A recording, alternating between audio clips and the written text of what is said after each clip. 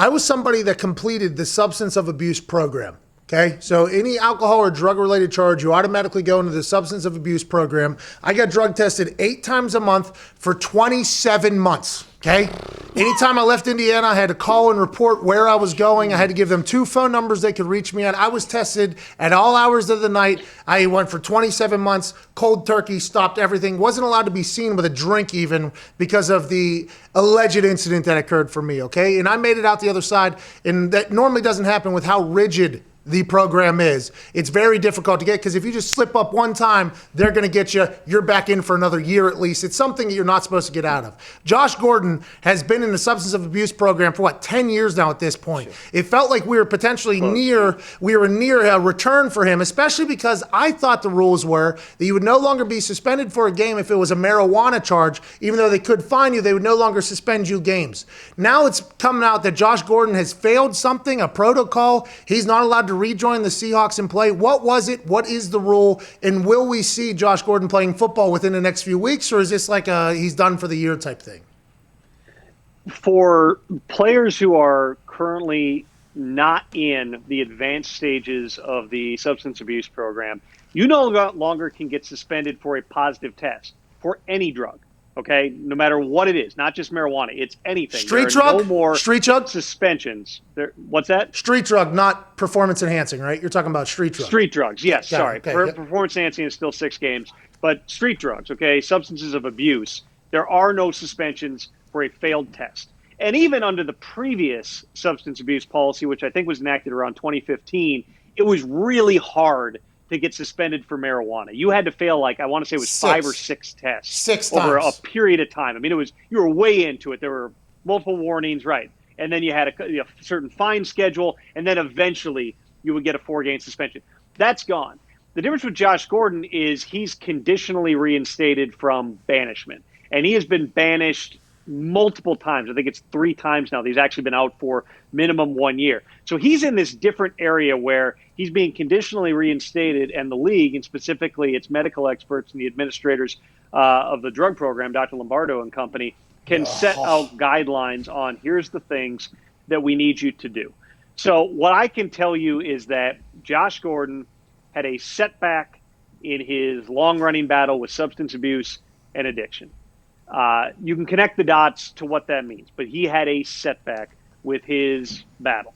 And so as of now, he's not suspended again. He is back where he had been the previous couple of weeks, where he is conditionally reinstated. He's allowed to be around the team. He can do meetings. He can do individual workouts. He just can't practice or play. Now, that puts the Seahawks in a tough position because they've really put everything on hold for, 14 months here with Josh Gordon. He played for him, of course, at the end of last season. Something tragic happened with his brother. That led to, I was told at the time, a relapse. He ended up getting suspended again last December, misses time. The Seahawks loved him as a person. They wanted to help him. They stood by him. They maintained contact. He continued training in Seattle. They signed him around the start of the season, August or September, I think it was, for this season, anticipating he was eventually going to get reinstated. It did not happen because there were ongoing issues and things that the league was looking at. So it didn't happen after 4 to 8 games, which is kind of what everybody involved thought it was going to be. But then the word came down. Gordon got in direct contact with Roger Goodell earlier this month. Goodell gave him another chance. Okay, here it is. You got 2-3 weeks, whatever it was, where you can be around the building. And then if you follow everything, then you're going to be able to come back and practice and play in week 16. And I can tell you this, as of Saturday, when I checked in with this, he was fine. This was something that just popped up to the point that on Monday, he was out of the conditional period. He was back on the active roster. There was a decision made Tuesday night or early Wednesday morning that because of this setback Josh Gordon had, that he now needed to go back onto the exempt list. The Seahawks were alerted first thing yesterday morning, Golly. Which for them, they also had just cut a guy. Now they don't know if he's going to clear waivers. Can you get him back? They had cleared a roster spot. They thought he was coming back. They were going to integrate him into the program, probably play him this week. Supposedly he's in fantastic shape, low body fat. He looks great, even though he hadn't, practiced at all. And instead they find this out. And so, everybody involved, I talked to a bunch of people last night. Everybody involved wants to help Josh Gordon.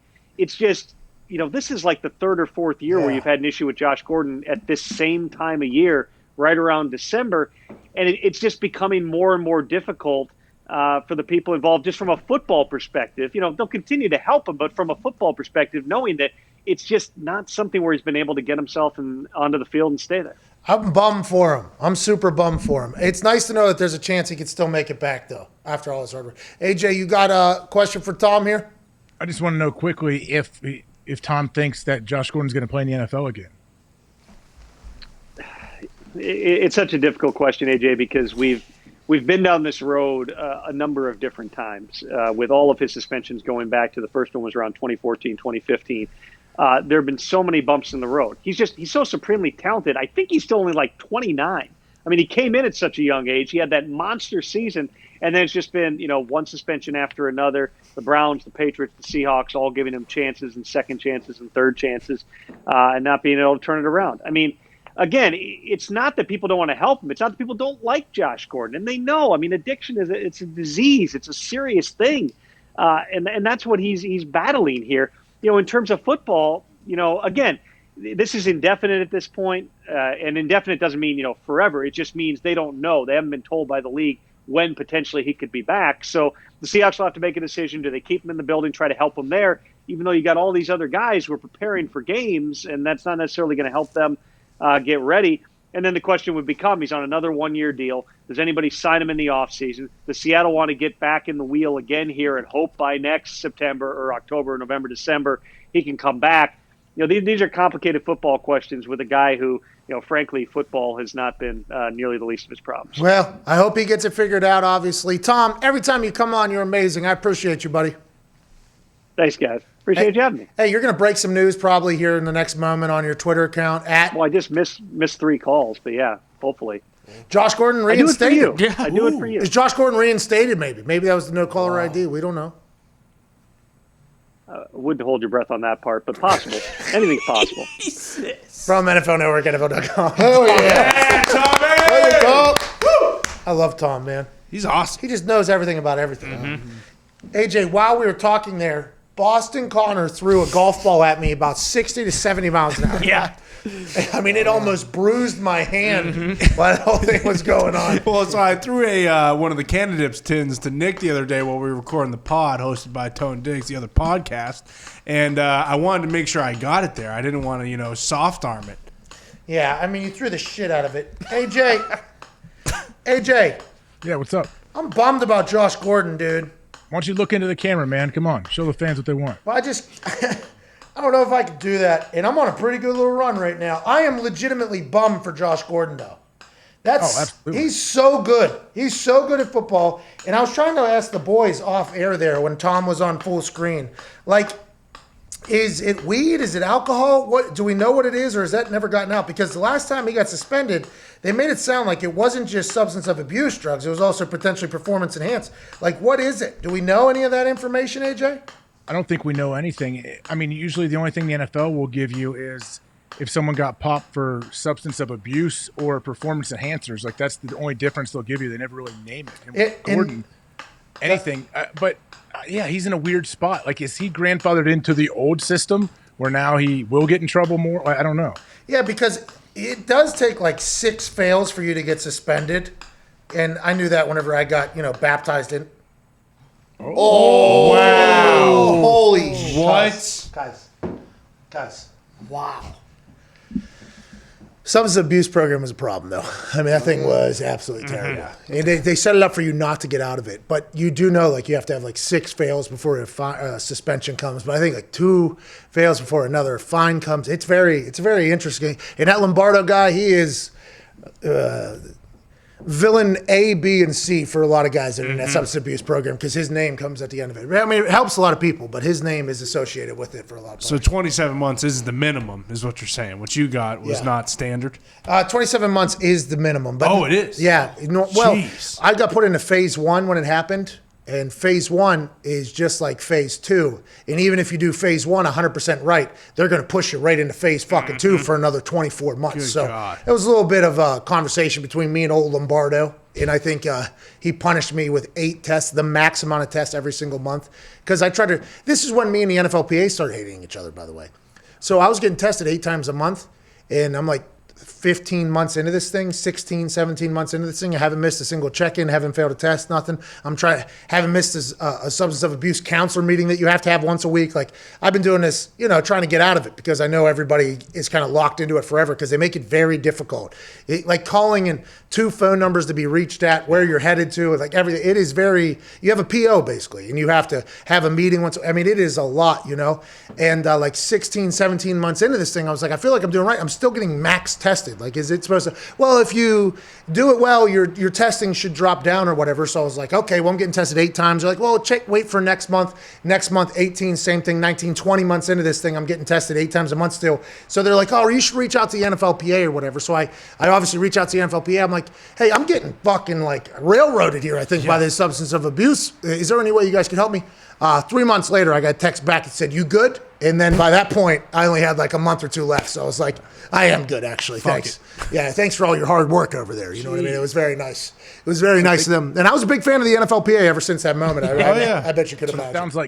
It sounds like the PA got you out of the program, though. You text them, they go to work behind the scenes for 3 months, bam, you're out of it. No, that was actually my entire sentence. They just kind of, I think they potentially knew that I had that long left, and they were like, we'll just wait until his out day, and then we'll try to make him be friends with us. I was not, by the way. I was not. Bullshit. It was tough. I got tested at 4:30 a.m. in the hills of Georgia after hunting for Bigfoot. I told you guys that story. That's right, yeah. That was awesome. The guy that was piss testing me, I've been doing this for 20 years. I ain't never been called out to these woods. What did you say to Lombardo? That's what the guy told me. I was like, I questioned his doctorness, I guess. I asked him what type of doctor he was. I mean, it was, it turned me around, though. Turned me around. I'm not, Haven't touched the stuff. Yeah. Have you? Never since. I don't know. Whenever you have those counselors and you go talk to them, right, and they're all like, oh, yeah. Playing this in the background.